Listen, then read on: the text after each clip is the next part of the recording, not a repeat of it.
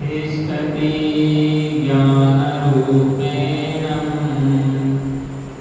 नररूपं कविर्भो वासनाजाल सर्वत्र कृपादृष्टिविनश्यति त्वं कवीरं गुरुं वन्दे ज्ञानिनामाधिकं जडाभ्यासमहावन्दनं बोधज्ञानविमुञ्चते।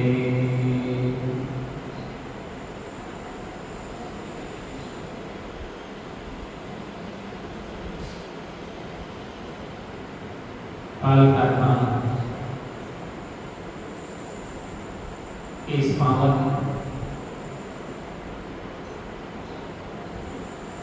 मंदिर के पवित्र प्रांगण में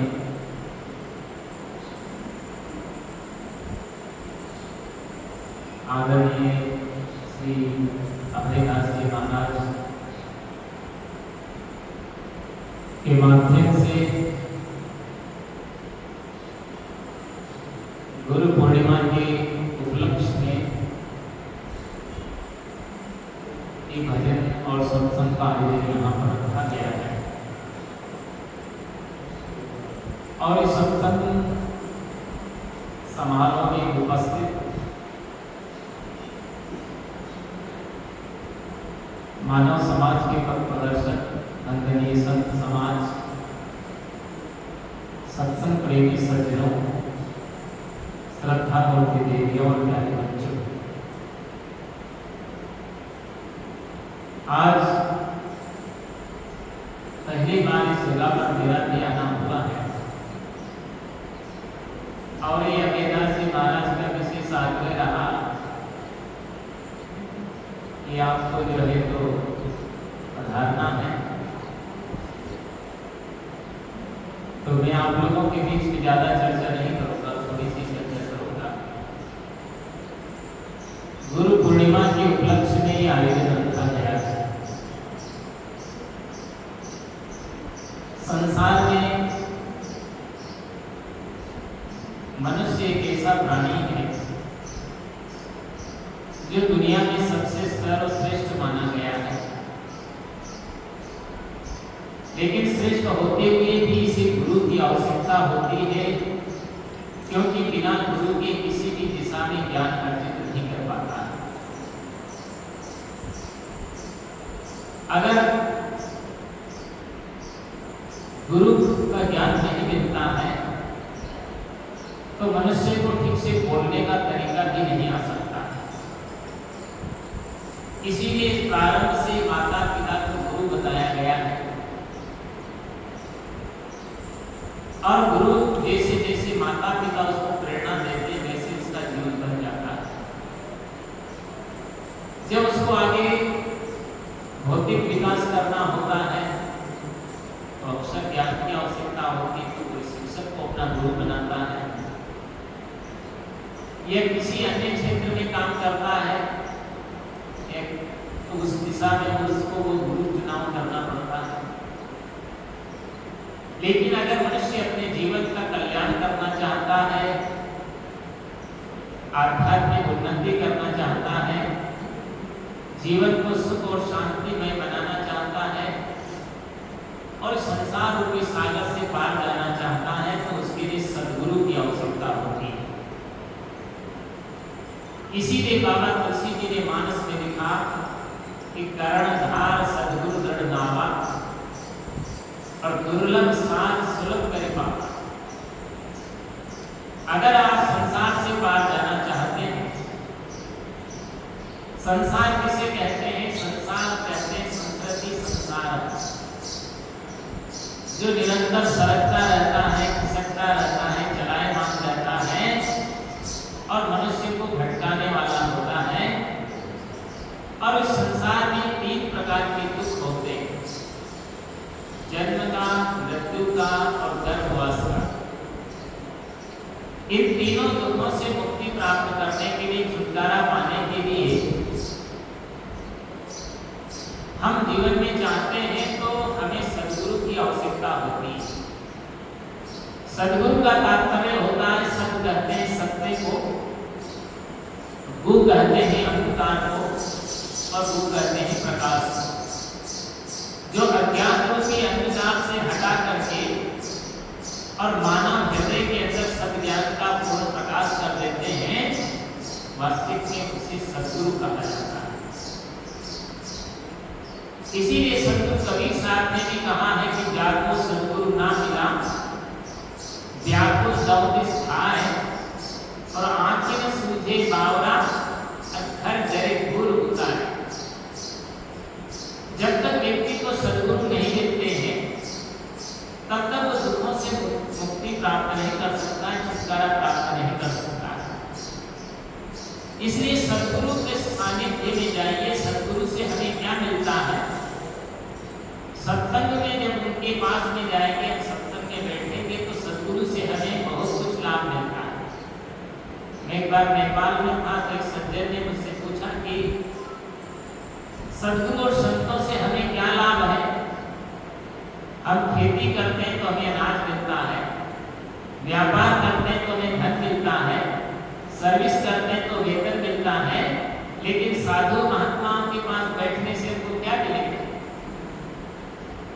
मैंने उसको कहा, जिस प्रकार से खेती करने से अनाज, व्यापार करने से धन और सर्विस करने से वेतन मिलता है, इसी प्रकार से सद्गुरु और सद्गुरुओं का सत्संग करने से मनुष्य को ज्ञान का लाभ मिलता है।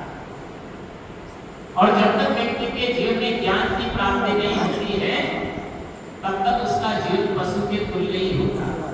ज्ञाने नहीं ना पशु ही समान है। वैदिक ने भी कहा है कि विदे ज्ञानान मुक्ति। जब तक व्यक्ति के अंदर में ज्ञान की प्राप्ति नहीं होती है, तो मुक्ति तो बहुत दूर की बात है। उसको खाना पीना जीना और रहना भी व्यक्ति को ठीक से नहीं आ पाता है। इसलिए हर व्यक्ति को ज्ञानवान होने की बहुत बड़ी आवश्यकता है। इसलिए कहा कि लाभ महान मनुष्य को संत संग दे ज्ञान, और होए स्वस मन अपना, और भक्ति धर्म पहचान। सद्गुरु और संतों का सत्संग करने से व्यक्ति को महान लाभ मिलता है। वो कौन सा लाभ है? वो ज्ञान का लाभ है। लेकिन ज्ञान भी दो प्रकार का होता है, एक भौतिक ज्ञान होता है और दूसरा आध्यात्मिक ज्ञान होता है। भौतिक ज्ञान का सिर्फ इतना सा होता है, पेट भरने का ज्ञान। और पेट भरने के ज्ञान में तो आप सब जानते हैं कि पशु पक्षी जीव जंतु कीड़े मकोड़े ये सब निपुण होते हैं। और तो क्या कहा जाए, मच्छर भी इतना चालाक होता है पेट भरने में कि वो भी आपकी खोपड़ी की बालों में बैठ के उलझना पसंद नहीं करता। वो मच्छर भी ऐसी जगह बैठ के बोरिंग करता है जहाँ उसको कुछ मिलने वाला। तो पेट भरने में तो वो भी होशियार होता है।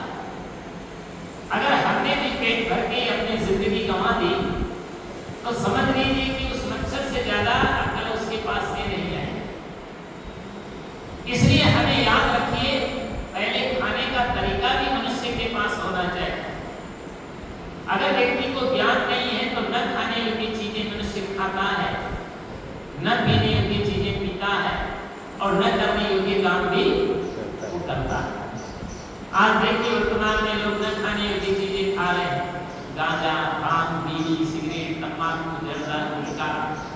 इतना ही नहीं, शराब, मांस, अंडे तक लोग खा रहे हैं।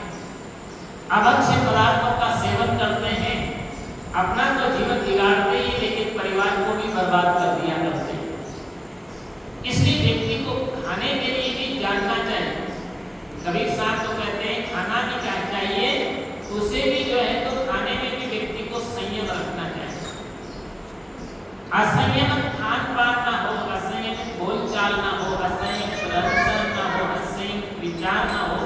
हर व्यक्ति का जीवन संयमित होना चाहिए। और जो संयमित जीवन जीता है, उस व्यक्ति के जीवन में कभी कोई तकलीफ नहीं आती, कोई परेशानी नहीं आती। और परेशानी आती है तो वो भी चली जाती है। इसलिए जीवन में हमें इस बात को याद रखना है कि हमारा आहार भी शुद्ध होना चाहिए।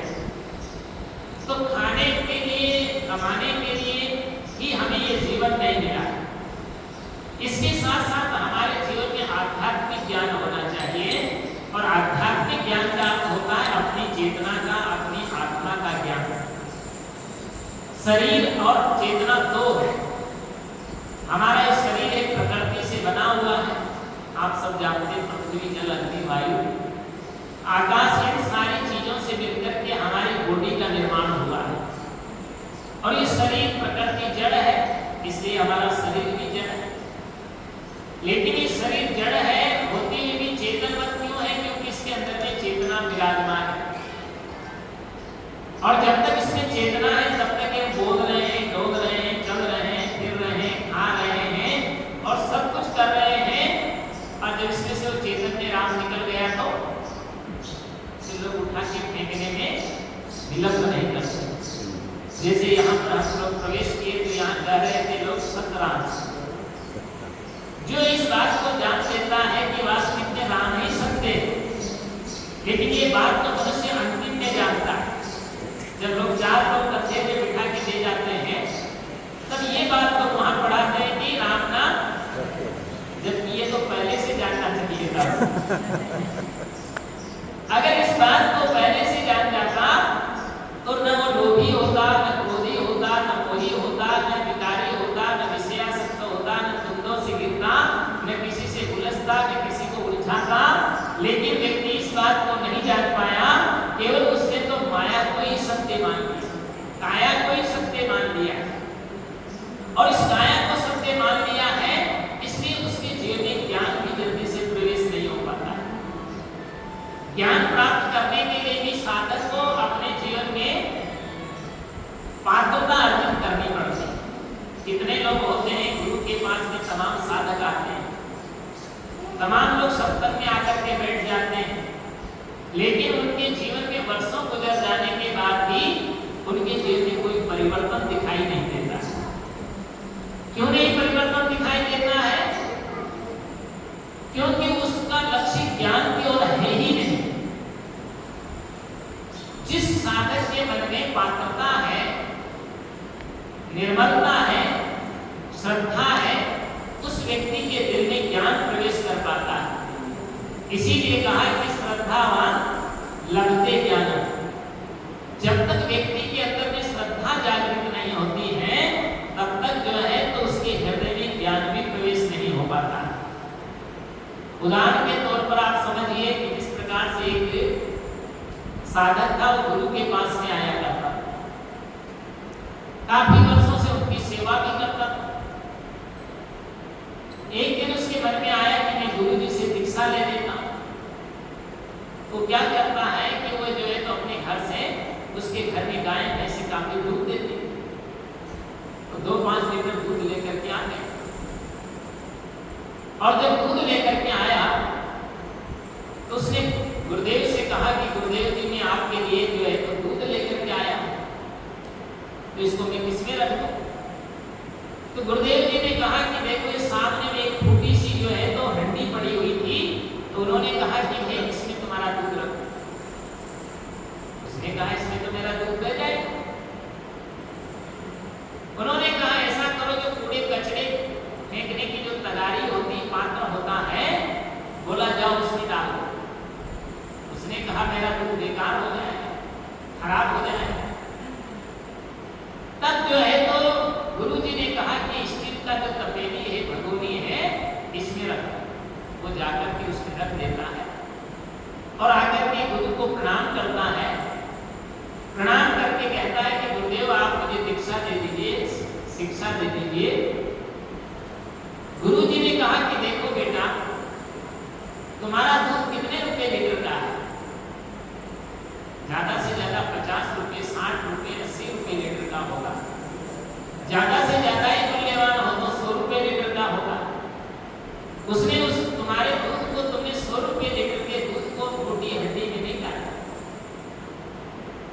उस दूध को तुमने जो है तो गंदी परात में, गंदी तगारी में, गंदे पात्र में नहीं रखा और साफ पात्र में जाकर के तुमने उस दूध को रखा। जब 100 रुपए लीटर का जो दूध है उसको भी तुमने जो है तो साफ पात्र में रखा है, तो मेरा जो मंत्र है, मेरा जो ज्ञान है, वो तो अमूल्य है। उसको मैं गंदे पात्र में कैसे रखूं? पहले पात्र बनाना पड़ेगा। अगर तुम्हारे अंदर में पात्रता है, तन भी पवित्र हो, आपका मन भी पवित्र हो, आपकी वाणी भी पवित्र हो, आपका कर्म भी पवित्र हो, आपका पूरा जीवन जब पवित्र हो जाएगा, तब जाकर के वो गुरु का ज्ञान आपके जीवन में फलीभूत होगा। और जब गुरु का ज्ञान प्राप्त हो जाता है तो ये व्यक्ति के जीवन में स्वाभाविक ही निर्मलता आ जाती है। क्योंकि जितने लोगों का जीवन बदला है वो संत गुरुजनों के सानिध्य में जाकर के ही बदला है। इसलिए कबीर साहब ने तो कहा है कि संगत कीजिए साधु की। क्यों साधु की संगत करना? क्योंकि उनका तन भी सदा है, मन भी सदा है, वाणी भी सदी है, कर्म भी सदे है, सब कुछ सदा हुआ है। साधक का तो जो आता है उसका मन तो सदा नहीं होता। बस लोग तो यही सोचते कि गुरु जी हमको ज्ञान देते, मंत्र देते। एक गुरु के पास एक साधक आया, उसने कहा गुरु जी हमको भी मंत्र दे, क्योंकि आजकल गुरु भी सस्ते हैं और चेले भी सस्ते हैं, दोनों ही सस्ते। गली गली गुरुआ घोरावे, हमसे दीक्षा ले और तरे तराए हमने जाने धोती रुपया दे। कान में कर दिया तो अब तुम चेला हम गुरु, अब धोती रुपया भर, तर चाहे मर रुपये भर। ये स्थिति आज के गुरु और चेलों में हो रही है। तो चेले भी बहुत सस्ते हैं और गुरु भी सस्ते हैं। गली गली में जो टके के सैकड़ों घूम रहे हैं। और आजकल जो है तो शिष्य भी ऐसे ही चाहते हैं कि गुरु भी कोई सस्ता मिल जाए तो बढ़िया है। तो गुरु जी के पास आया, उसने कहा कि गुरु जी हमको भी दीक्षा दे। उसने कहा बता बच्चा कौन सा मंत्र लेगा? बोला कौन सा मंत्र का मतलब? बोला राम मंत्र लेगा या शिव मंत्र लेगा? तो बोला राम मंत्र में और शिव मंत्र में क्या फर्क होता है? बोला नहीं जो तो अगर तुम राम मंत्र लोगे तो तुमको सब छोड़ना पड़ेगा। गांजा, भांग, बीड़ी, सिगरेट, तंबाकू, जर्दा, शराब, मांस, अंडे और समस्त बुराइयों का परित्याग करना पड़ेगा और तुम्हारा जीवन को निर्मल बनाना पड़ेगा। ये सब परित्याग करना पड़ेगा। और बोला शिव मंत्र में, तो गुरु जी ने कहा उसमें सब चलता है। तो चेला कहता तो ये ठीक रहेगा।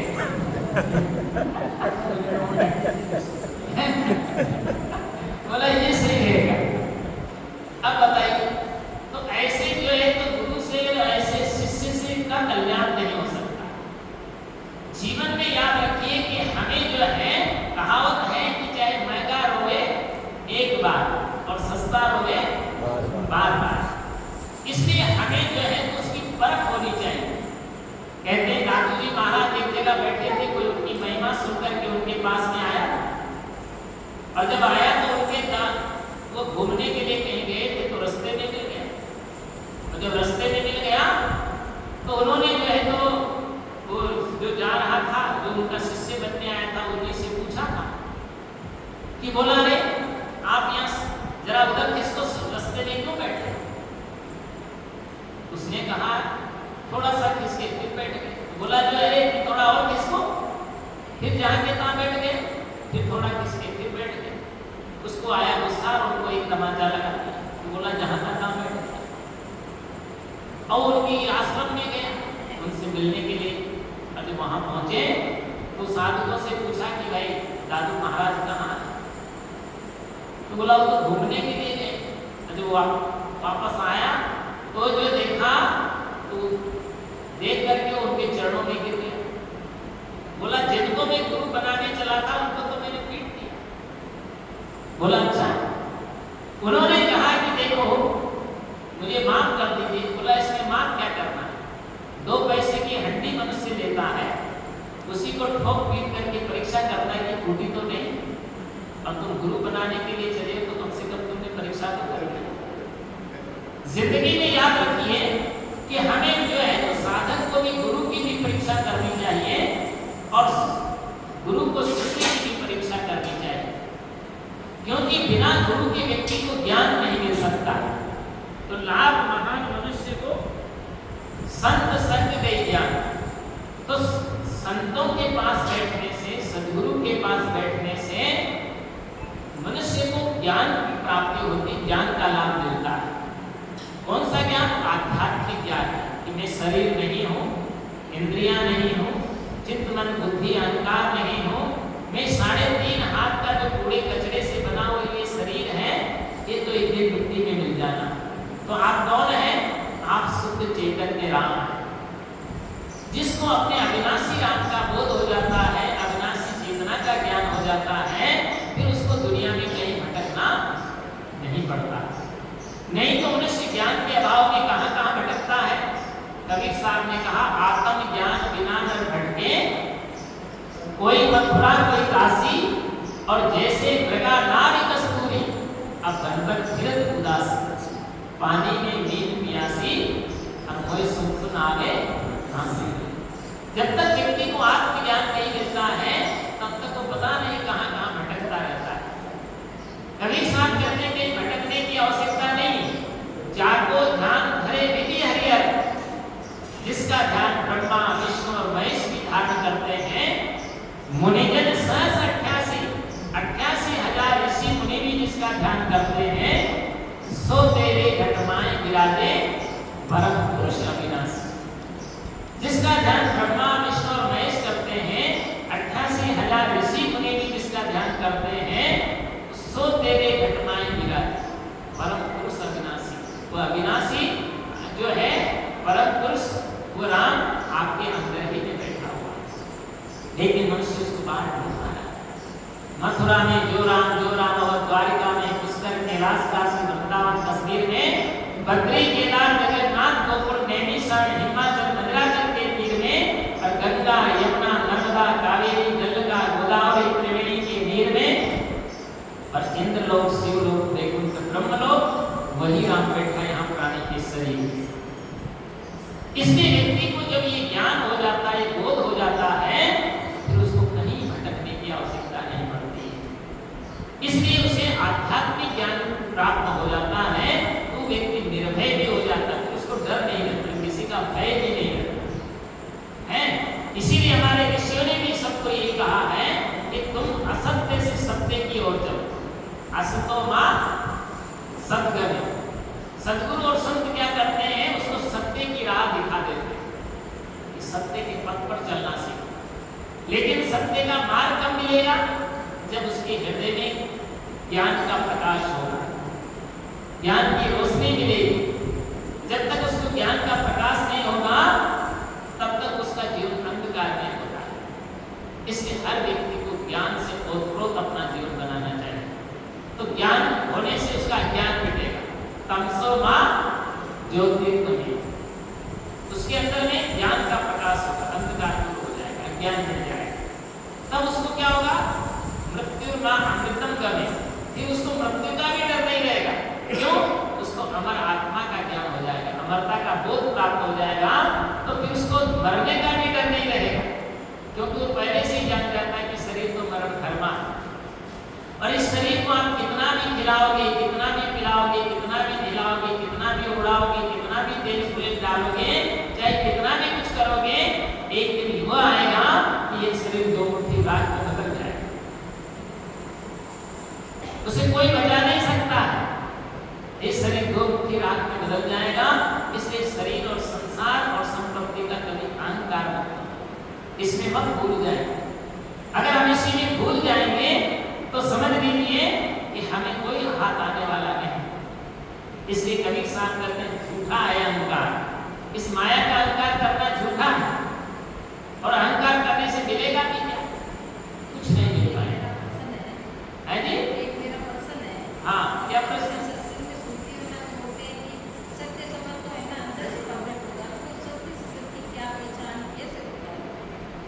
समझ नहीं पाए, क्या कहा है?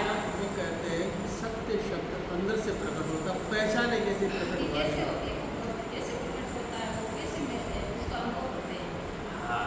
इसका अनुभव ऐसा होगा कि आप पहले तो उसको वास्तविक सत्य क्या है उसको आप पहचानिए।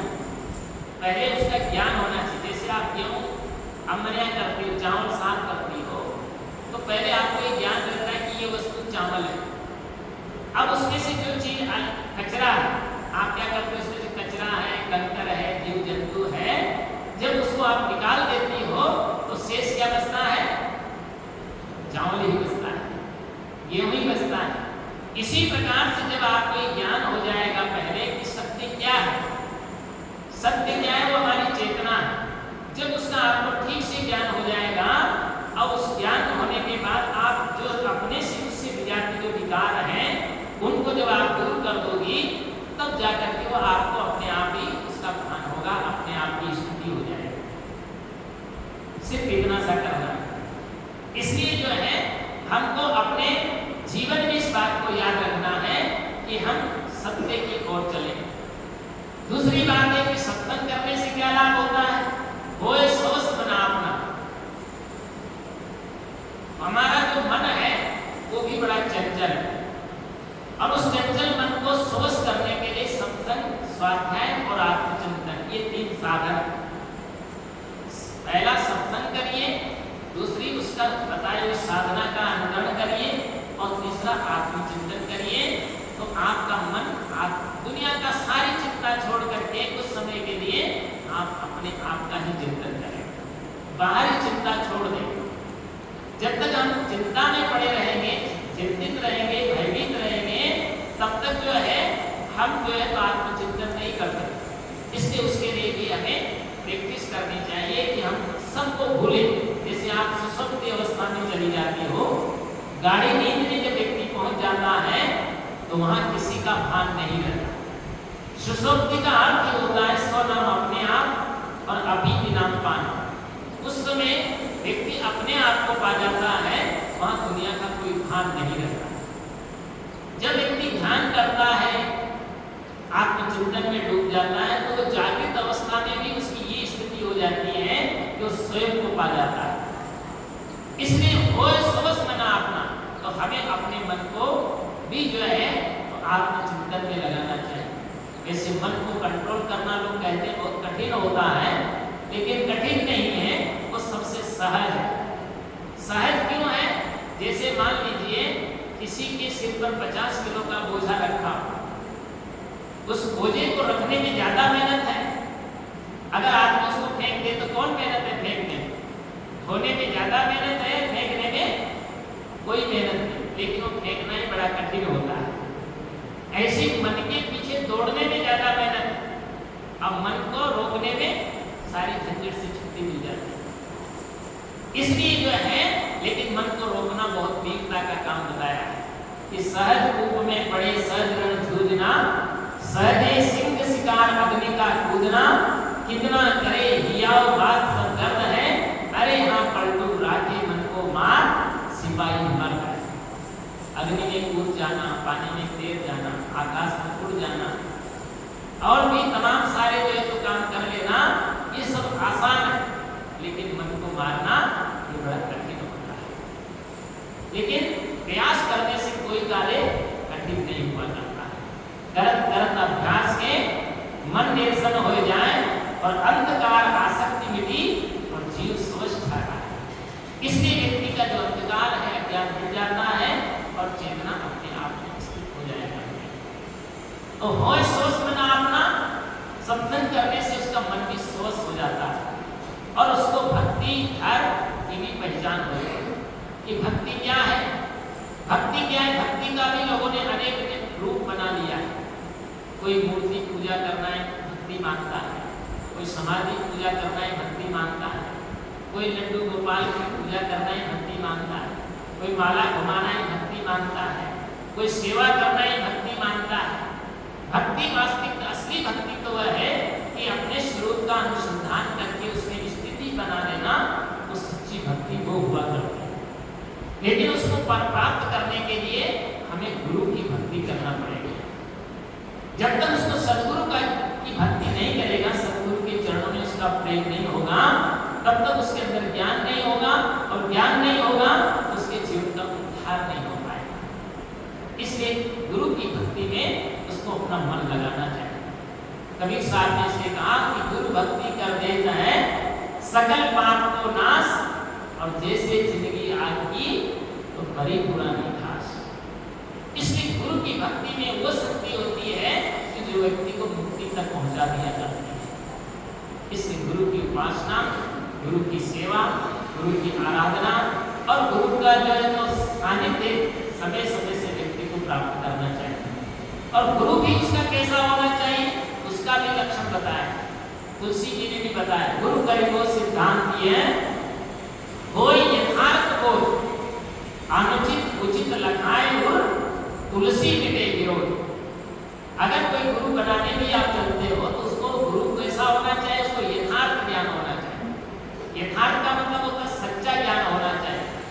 ये नहीं कि वो जिधर जाए उधर गए कि वो बातें करना शुरू कर दे, भ्रमित नहीं। उसको यथार्थ ज्ञान होगा तो कभी बहकेगा नहीं, क्योंकि वो लोग लालच में नहीं फंसेगा, नहीं तो वो खुद का भी जीवन नारक के बना देगा। अपना करता क्या है, दूसरों से कहता क्या है, तो उससे उसका जीवन खुद का भी जीवन खतरे में, तो तुमको भी पार नहीं लगा पाएगा। इसलिए जो है उसको यथार्थ ज्ञान होना चाहिए, सच्चा ज्ञान होना चाहिए, वो भटकना नहीं चाहिए। वो यथार्थ को अनुचित क्या है और उचित क्या है उसका भी उसको भान होना चाहिए। जो अनुचित को उचित कहता है, उचित को अनुचित कहता है, वो गुरु हो ही नहीं सकता। अनुचित उचित लखाए और तुलसी मिले विरोध, तभी जाकर के जो तो आवागमन का विरोध मिल सकता है। और कबीर साहब तो साफ साफ कहते हैं कि गुरु सकली कर कीजिए मने मस्कला दे, शब्द छोड़ना छोड़ के चित्त दर्पण कर ले, बंदे को बंदा मिले छूटे कौन उपाय, और कर सेवा अगर बंद की तो पल में ले छुड़ाए। आपके हाथ भी बंधे हो और गुरु महाराज के भी हाथ बंधे हो, आप उनसे हाथ जोड़ के कह रहे हैं महाराज घर को छुड़ा दो, तो गुरु महाराज जी बंधे तो तुमको कैसे छुड़ा देगा। अगर तीसरा कोई निर्बंध आ जाएगा तो गुरु को भी छुड़ा देगा, चेला को भी छुड़ा देगा। ऐसे ही जीवन में याद रखिए कि निर्बंधता होनी चाहिए, वो निष्कामी हो, निर्लोभी हो, निष्क्रोधी हो, और जो है जीवन निर्मल होना चाहिए, आदर्श जीवन होना चाहिए। तमाम गाने बजाने वालों को मैंने देखा है, ऐसे ऐसे गाने बजाने वाले होते हैं कि लोग जो है तो मंचों पे जाते हैं और भजन अच्छे अच्छे गाते हैं, तो वो शराब पी करके गा रहे हैं, बीड़ियाँ पी रहे हैं, जर्दा खा रहे हैं, गुटखा चबा रहे हैं, क्या क्या कर रहे हैं, और जो है दूसरों को ज्ञान दे रहे हैं। खुद अपना जीवन बदल नहीं पा रहे हैं और दूसरों को भी, दूसरा का जीवन भी बर्बाद कर रहे हैं। तो जिंदगी में याद रखिए कि हमारा जीवन जो है आदर्श होना चाहिए। माता पिता हैं वो भी गुरु के रूप ही होते, उनका भी जीवन आदर्श होना चाहिए। शिक्षक है, एक विद्यालय में मैं गया था, बच्चों को प्रवचन सुनाने के लिए मुझे बुलाया था, और वहाँ जब मैं गया तो जब मैं वापस ऑफिस में मुझे बिठाया तो बोला आपको क्या विदाई में दे दे। तो वहाँ का जो प्रिंसिपल था तो उससे मैंने कहा, अरे मैंने कहा तुम्हारा मुंह देखो तो बंदर की तरह दिखाई देता है, बहुत गुट्टा खाता है ना। मैंने कहा तुमने पूरा स्कूल रख रखा है, बस यही विदाई में दे दो और बाकी छोड़ देना सब। तो बच्चों का भी जिंदगी बर्बाद होता। तो जिंदगी जीने का भी एक राज होता है। जिंदगी जीना आसान नहीं होता और बिना संघर्ष के कोई महान नहीं होता, और जब तक न पड़े चोट हथौड़े की तब तक पत्थर भी भगवान नहीं होता। एक पत्थर को भी अनेकों चोटें सहनी पड़ती हैं, तब जाकर के वो कहीं देव तुल्य बनता है, नहीं तो लोग पैर रगड़ करके उस पर चला जाता है। इसलिए जीवन में याद रखना है कि हमें आज सुंदर एक मनुष्य जीवन मिला है, तो हम भक्ति करने के लिए मिला है, भजन करने के लिए मिला है, सेवा करने के लिए मिला है, साधना करने के लिए मिला है, आराधना करने के लिए मिला है, और हम ज्ञानवान विवेकवान बनकर के जीवन जीने के लिए मिला है। केवल जो है तो केवल टाइम बर्बाद करने के लिए नहीं मिला। अभी ये संत जी भजन गा रहे थे ना, एक संत जी ने भी भजन गाया था कि अवसर बार बार नहीं आता। ये अवसर मनुष्य जीवन का बार बार नहीं आने वाला, और ये अवसर खो गया तो फिर क्या होगा, अब पछताए हो क्या जब चिड़िया चुग गई, बाद में पछताने से कुछ नहीं आता है। इसलिए भक्ति धर्म पहचान, और हमें धर्म को भी पहचानना चाहिए। धर्म दया है, करुणा है, प्रेम है, सेवा है, उदारता है, समर्पण है, ये धर्म के अंग है। इनको अपने जीवन में आचरित करें और ठीक से अपनी साधना करके अपने जीवन को संवार करके सुधार करके जिए, तभी जीवन सफल होगा। तो मैं ज़्यादा बातें नहीं करना चाहूँगा। आज ही बहुत सुंदर वेदांत जी महाराज के प्रयासों से और आप सब लोगों के प्रेम से, आप लोगों की उदारता से ये कार्यक्रम यहाँ पर संपन्न हो रहा है। और इसमें आप सब पधारे और इन्होंने मुझे यहाँ बुलाया, इसलिए इनके लिए भी हमारी ओर से बहुत बहुत शुभकामनाएं और आप सबके लिए भी मंगल भावना। इन्हीं शब्दों के साथ मैं अपनी वाणी को विराम देता हूँ। बोलो सद्गुरुदेव की जय हो।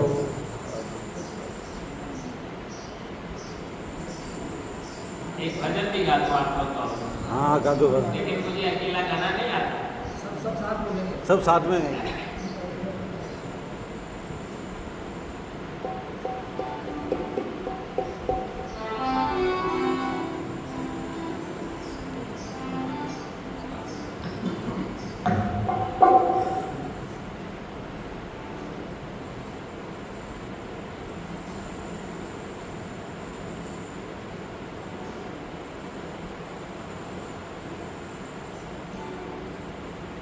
चलिए सब मिलके गाते हैं।